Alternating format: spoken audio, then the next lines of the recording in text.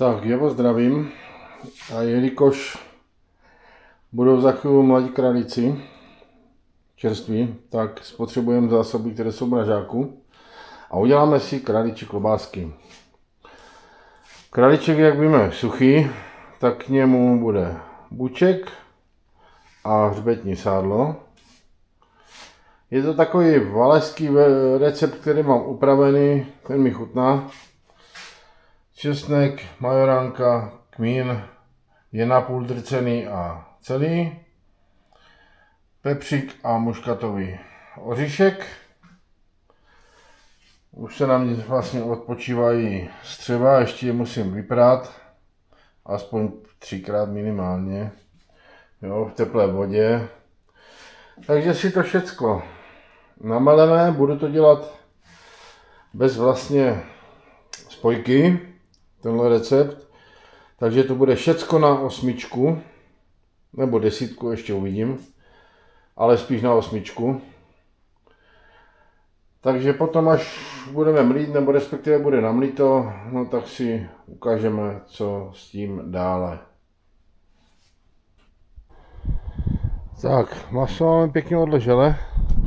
Vylezl jsem ven, protože je tu chladnější, na tu práci je to dobré, ale strašně fouká. Takže všechno pomlet na 8. A až budeme hotoví, tak to přenesem domů a kořeníčko. No a potom budeme narážet. Tak, vymíchané, teď se to nechá schladit.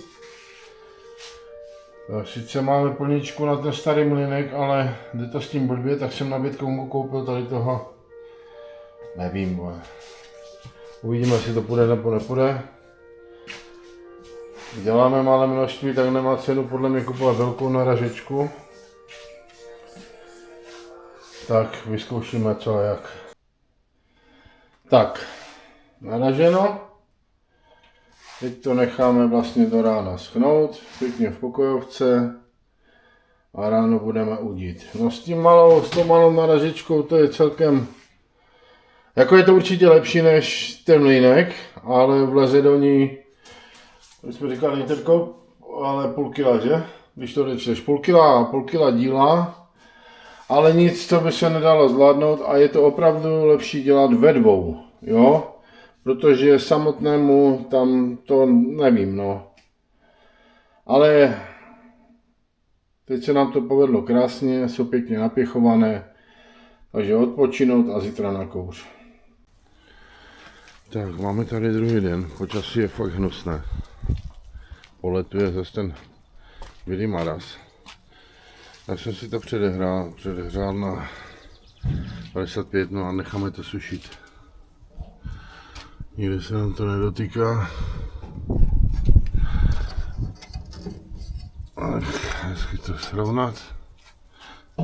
No a necháme je pořádně oschnout, tak hoďku a půl aspoň. No, potom uvidíme, je fakt hnusně, no. A jaro jak víno. No tak 1,5 hodiny jsem to nechal na 55, že je fakt vlhko, tak jsem tam nechal trošku díl. Maso v klobáskách máme 46. Zapnul jsem Teambox. Já musím akorát si řídit. No, si řídíme na kouř, no a pomalinku 5-6 hodinek. Uvidíme, no, co to udělá. Tak, potom kontrola. Teď jsem to zvednul na 75. No a necháme to pěkně pracovat. Tak, po 3 hodinách to jdem zkontrolovat. Já jsem musel úzak přehodit, protože tady tak fouká, že to dělalo bordel s tím boxem. Jo, máme tam nastavených na 70.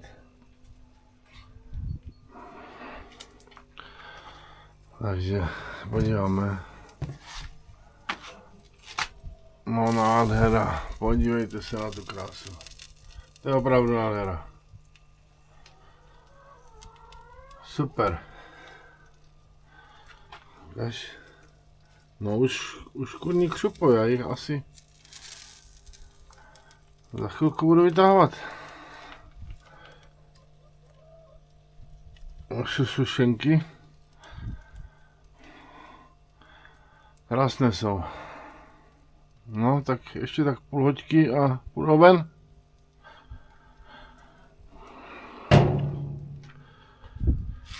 Tak paráda. Dneska se to opravdu podařilo. Super. Tak 4,5 hodiny.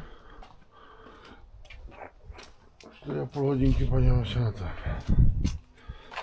Tak máme tam 70. A klobásky maso vevnitř mají 75. No takže to je nádhera, to je nádhera. Tak ven s nima. Ven s nima a nechat pěkně sušit. To je krása. Tak vytahujeme. No, podívejte se na tu nádheru. Opravdu paráda. Dám tam teplomír do středu.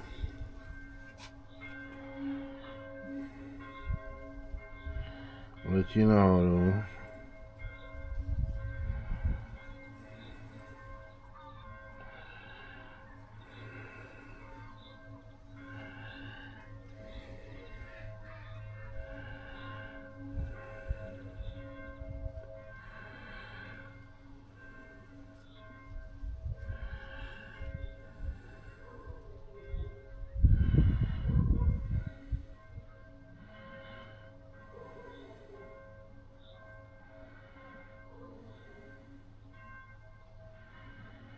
No, podívej se na to. Takže 70 uvnitř, ještě to leze trošičku nahoru. 71. Takže já musím těch 72, 73 to bude mít. Takže úplně nádhera. Opravdu se povedli a pak vyzkoušíme chuť. Tak jsem byl zvědavý, jak to vypadá. Podívejte se na tu nádheru. Šťavnaťoučké. Joba. Ta vůně je prostě excelentní. Takže králíčí klobásky se povedly na jedničku. No dík za zhlédnutí a zase se chystám teď na iberijský špek. Tak příští týden to potřebuji nějak z kraje hned naložit a vyudit. Tak zatím čau.